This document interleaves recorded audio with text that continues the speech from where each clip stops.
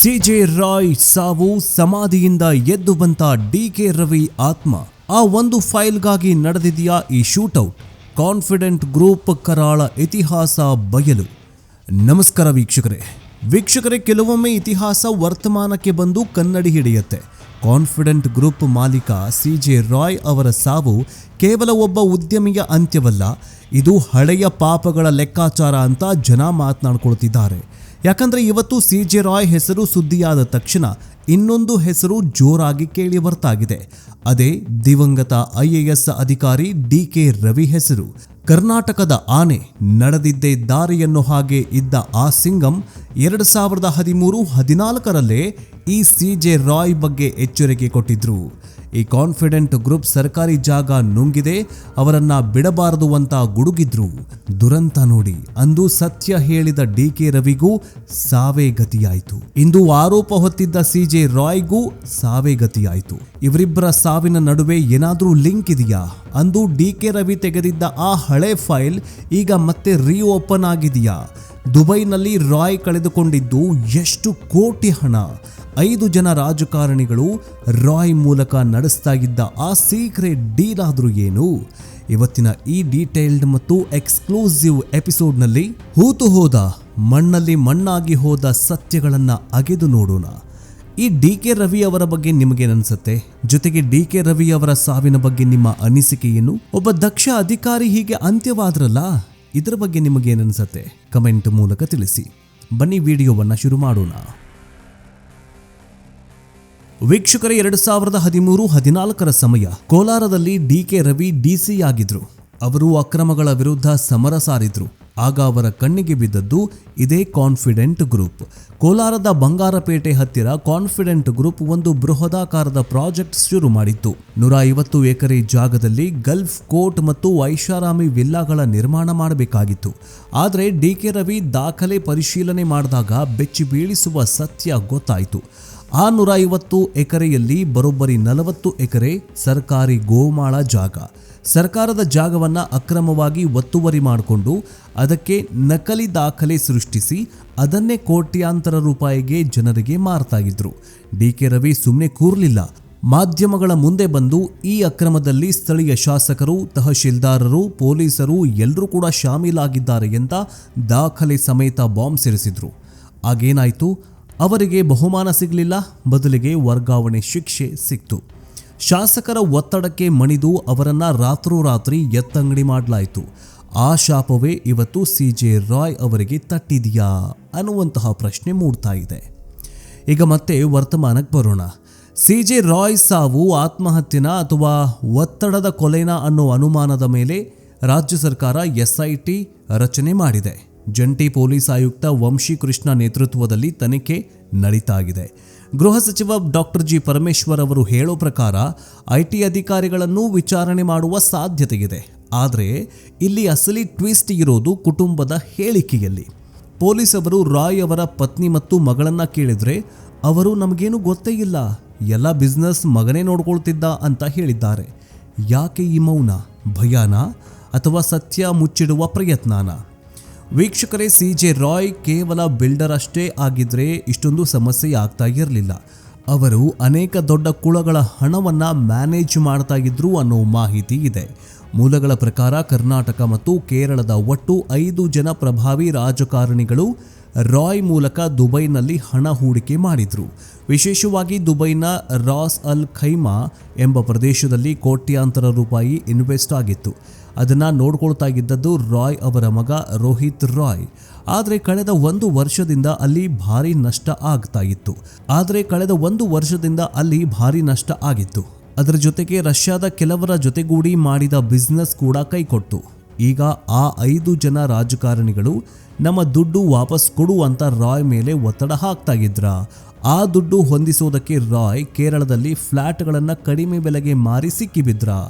ಇದು ಬರೀ IT raid ಅಲ್ಲ, ಇದ್ರ ಹಿಂದೆ ದೊಡ್ಡ ಮಾಫಿಯಾ ಕೈವಾಡ ಇದೆ ಅನ್ನೋದು ಸ್ಪಷ್ಟವಾಗ್ತಾ ಇದೆ. ಇನ್ನು ಸಿಜೆ ರಾಯ್ ಅವರ ಏಳಿಗೆಯೂ ಅಷ್ಟೇ ನಿಗೂಢವಾಗಿದೆ. ಶುರುವಿನಲ್ಲಿ ಅವರು ಒಂದು ಎಲೆಕ್ಟ್ರಾನಿಕ್ಸ್ ಅಂಗಡಿಯಲ್ಲಿ ಸೇಲ್ಸ್ ಮ್ಯಾನ್ ಆಗಿದ್ರು. ನಂತರ ಕ್ರಿಸ್ಟಲ್ ಗ್ರೂಪ್ನ ಸೇರ್ಕೊಳ್ತಾರೆ. 2005ರಲ್ಲಿ ಕಾನ್ಫಿಡೆಂಟ್ ಗ್ರೂಪ್ ಕಟ್ತಾರೆ. ಆರಂಭದಲ್ಲೇ ಅವರ ಮೇಲೆ ಬೇನಾಮಿ ಆಸ್ತಿ ಮತ್ತು ವಂಚನೆ ಆರೋಪಗಳು ಕೇಳಿಬಂದಿದ್ವು. ಒಂದು ಕಾಲದಲ್ಲಿ ಸಿಮೆಂಟ್ ಮತ್ತು ಸ್ಟೀಲ್ ಸಪ್ಲೈಯರ್ಗಳಿಗೆ ದುಡ್ಡು ಕೊಡದೆ ಬೆಂಗಳೂರಿಗೆ ಕಾಲಿಡಲು ಆಗದ ಸ್ಥಿತಿ ಕೂಡ ಇವರಿಗೆ ಬಂದಿತ್ತಂತೆ.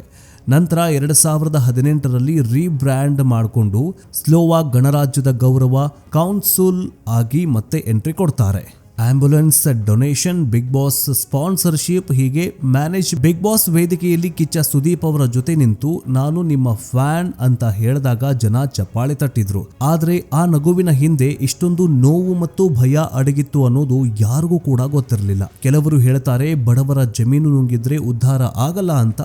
ಕೋಲಾರದಲ್ಲಿ 40 ಎಕರೆ ಸರ್ಕಾರಿ ಜಾಗ ಒತ್ತುವರಿ ಮಾಡಿದ್ದಕ್ಕೆ ಒಬ್ಬ ದಕ್ಷ ಅಧಿಕಾರಿಗೆ ಕಿರುಕುಳ ಕೊಟ್ಟಿದ್ದಕ್ಕೆ ಪ್ರಕೃತಿ ಮಾತಿಗೆ ಶಿಕ್ಷೆ ಕೊಡ್ತಾ ಅನ್ನುವಂತಹ ಪ್ರಶ್ನೆ ಮೂಡ್ತಾ ಇದೆ. ಇದು ಮೂಢನಂಬಿಕೆ ಇರಬಹುದು, ಆದರೆ ಕಾಕತಾಳೀಯವಂತೂ ಅಲ್ಲ. ಈಗ SIT ತನಿಖೆ ಯಾವ ಹಂತಕ್ಕೆ ಹೋಗುತ್ತೆ? ಒಂದು, ಆ 5 ಜನ ರಾಜಕಾರಣಿಗಳ ಹೆಸರು ಹೊರಗೆ ಬರುತ್ತಾ? ಮಗ ರೋಹಿತ್ ರಾಯ್ ಬಾಯ್ ಬಿಡ್ತಾರಾ? IT ಅಧಿಕಾರಿಗಳು ಆ ಒಂದು ಕೋಣೆಯಲ್ಲಿ ಏನಿದೆ ಅಂತ ಹೇಳ್ತಾರಾ? ಈ ಪ್ರಕರಣ ಇಲ್ಲಿಗೆ ಮುಗಿಯೋದಿಲ್ಲ. ಇದು ರಾಜಕೀಯ ಅಲ್ಲೋಲ ಕಲ್ಲೋಲ ಸೃಷ್ಟಿಸೋ ಎಲ್ಲ ಲಕ್ಷಣಗಳು ಕಾಣಿಸ್ತಾ ಇದೆ. ಅಂತಿಮವಾಗಿ ಹೇಳೋದಾದರೆ CJ ರಾಯ್ ಅವರ ಕತೆ ಮಹತ್ವಾಕಾಂಕ್ಷೆ ಮತ್ತು ದುರಾಸೆಯ ನಡುವಿನ ತೆಳುವಾದ ಗೆರೆಯಾಗಿದೆ. ಸೇಲ್ಸ್ ಮ್ಯಾನ್ ಎಂದು ಬಿಲೇನಿಯರಾದರು, ಆದರೆ ಕೊನೆಗೆ ಉಳಿದಿದ್ದು ಎದೆಗೊಂದು ಗುಂಡು ಮತ್ತು ಉತ್ತರವಿಲ್ಲದ ಪ್ರಶ್ನೆಗಳು.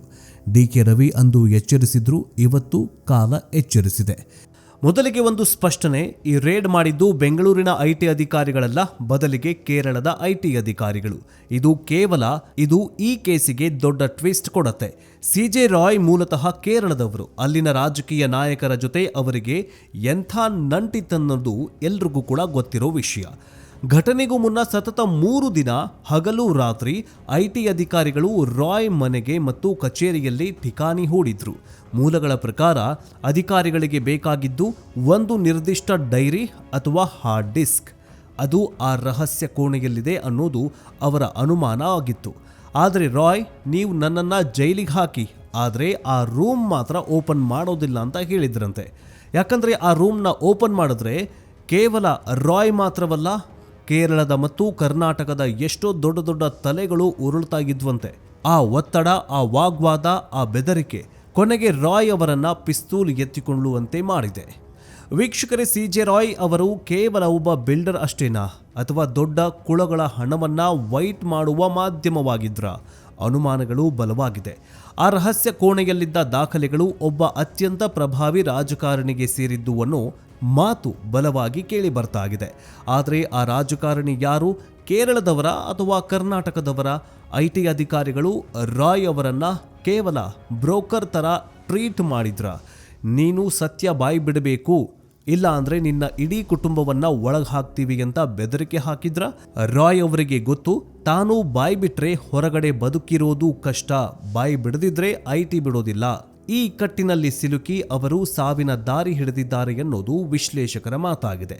ಹಾಗಾದ್ರೆ ಏನಿದು ಹವಾಲಾ, ಕಪ್ಪು ಹಣದ ಸುರಂಗ ಮಾರ್ಗ? ಈಗ ಬರೋಣ ಈ ಕೇಸಿನ ಅತ್ಯಂತ ಪ್ರಮುಖವಾದ ಭಾಗಕ್ಕೆ. ಅದೇ ಹವಾಲಾ. IT ರೇಡ್ ಆದಾಗಲೆಲ್ಲ ಈ ಪದ ಕೇಳಿ ಬರ್ತಾನೆ ಇರುತ್ತೆ, ಆದರೆ ಜನಸಾಮಾನ್ಯರಿಗೆ ಇದರ ಒಳ ಅರ್ಥ ಗೊತ್ತಾಗೋದಿಲ್ಲ. ಸರಳವಾಗಿ ಹೇಳೋದಾದರೆ ಹವಾಲಾ ಅಂತಂದರೆ ಬ್ಯಾಂಕ್ ಇಲ್ಲದ ಬ್ಯಾಂಕಿಂಗ್. ಸರ್ಕಾರಕ್ಕೆ ಗೊತ್ತಾಗದಂತೆ, ಟ್ಯಾಕ್ಸ್ ಕಟ್ಟದಂತೆ ದೇಶದಿಂದ ದೇಶಕ್ಕೆ ಹಣ ವರ್ಗಾಯಿಸುವ ಕಳ್ಳ ಮಾರ್ಗವೇ ಹವಾಲಾ. ಹೇಗೆ ಕೆಲಸ ಮಾಡುತ್ತೆ ಅಂದುಕೊಳ್ಳಿ. ಬೆಂಗಳೂರಿನಲ್ಲಿರೋ ಒಬ್ಬ ರಾಜಕಾರಣಿಗೆ ದುಬೈನಲ್ಲಿರೋ ತನ್ನ ಮಗನಿಗೆ 1 ಕೋಟಿ ರೂಪಾಯಿ ಕಳುಹಿಸಬೇಕು. ಒಂದು ಬ್ಯಾಂಕ್ ಮೂಲಕ ಕಳುಹಿಸಿದ್ರೆ ಪ್ಯಾನ್ ಕಾರ್ಡ್ ಕೊಡಬೇಕು, ಮೂಲ ತೋರಿಸಬೇಕು, ಟ್ಯಾಕ್ಸ್ ಕಟ್ಟಬೇಕು. ಸಿಕ್ಕಿ ಬೀಳೋ ಭಯ. ಅದಕ್ಕೆ ಅವನು ಬೆಂಗಳೂರಿನ ಒಬ್ಬ ಹವಾಲಾ ಏಜೆಂಟ್ ಹತ್ರ ಹೋಗ್ತಾನೆ. ಅವನಿಗೆ 1 ಕೋಟಿ ರೂಪಾಯಿ ಕ್ಯಾಶ್ ಕೊಡ್ತಾನೆ. ಆ ಏಜೆಂಟ್ ದುಬೈನಲ್ಲಿರೋ ತನ್ನ ಪಾರ್ಟ್ನರ್ಗೆ ಒಂದು ಫೋನ್ ಮಾಡ್ತಾನೆ ಅಥವಾ ವಾಟ್ಸಪ್ ಮೆಸೇಜ್ ಮಾಡ್ತಾನೆ. ಒಂದು ಸೀಕ್ರೆಟ್ ಕೋಡ್ ಹೇಳ್ತಾನೆ, ಉದಾಹರಣೆಗೆ 10 ರೂಪಾಯಿ ನೋಟ್ ನಂಬರ್. ದುಬೈನಲ್ಲಿರೋ ಪಾರ್ಟ್ನರ್ ರಾಜಕಾರಣಿಯ ಮಗನಿಗೆ ಅಷ್ಟೇ ಮೌಲ್ಯದ ದಿರಾಮ್, ಅರ್ಥಾತ್ ದುಬೈನಲ್ಲಿ ಇರುವಂತಹ ದಿರಾಮ್ ಕೊಡ್ತಾನೆ. ಅಲ್ಲಿಗೆ ಹಣ ಬಾರ್ಡರ್ ದಾಟಿಲ್ಲ, ವಿಮಾನ ಹತ್ತಿಲ್ಲ, ಬ್ಯಾಂಕಿಗೆ ಬಂದಿಲ್ಲ, ಆದರೆ ಹಣ ತಲುಪಿದೆ. ಇದೇ ಹವಾಲಾ. CJ ರಾಯ್ ಅವರ ಮೇಲೆ ಇದ್ದ ಪ್ರಮುಖ ಆರೋಪವೇ ಇದು. ರಿಯಲ್ ಎಸ್ಟೇಟ್ ಉದ್ಯಮದಲ್ಲಿ ಹವಾಲಾ ಹಣವನ್ನ ತೊಡಗಿಸಿ ಅದನ್ನ ವೈಟ್ ಮಾಡ್ತಾ ಇದ್ರು ಅನ್ನೋದು ಐಟಿ ಅಧಿಕಾರಿಗಳ ಶಂಕೆಗಿತ್ತು. ಆ ರಹಸ್ಯ ಕೋಣೆಯಲ್ಲಿ ಇದ್ದದ್ದು ಇದೇ ಹವಾಲಾ ದಂಧೆಯ ಲೆಕ್ಕಾಚಾರದ ಪುಸ್ತಕನ ಅನ್ನುವಂತಹ ಪ್ರಶ್ನೆ ಈಗ ಮೂಡ್ತಾ ಇದೆ. ವೀಕ್ಷಕರೇ, ನಿಮಗೇನನ್ಸುತ್ತೆ? ಡಿಕೆ ರವಿ ವರ್ಗಾವಣೆ ಕಾರಣರಾದವರಿಗೆ ಶಿಕ್ಷೆ ಆಗ್ಬೇಕಲ್ವಾ? ರಾಜಕಾರಣಿಗಳ ಕಪ್ಪು ಹಣವೇ ರಾಯ್ ಪ್ರಾಣ ತೆಗೆದಿದ್ಯಾ? ಎಸ್ಐಟಿ ತನಿಖೆಯಿಂದ ಸತ್ಯ ಹೊರಬರುತ್ತಾ? ನಿಮ್ಮ ಅನಿಸಿಕೆ ಏನು ಅಂತ ಕಮೆಂಟ್ ಬಾಕ್ಸ್ನಲ್ಲಿ ತಿಳಿಸಿ. ವಿಡಿಯೋ ಇಷ್ಟ ಆಗಿದ್ರೆ ಲೈಕ್ ಮಾಡಿ, ಶೇರ್ ಮಾಡಿ. ಇಂತಹ ಸತ್ಯ ಶೋಧನೆಗಾಗಿ ನಮ್ಮ ಯೂಟ್ಯೂಬ್ ಚಾನಲ್ ಅನ್ನು ಬೇಗ ಸಬ್ಸ್ಕ್ರೈಬ್ ಮಾಡಿಕೊಳ್ಳಿ.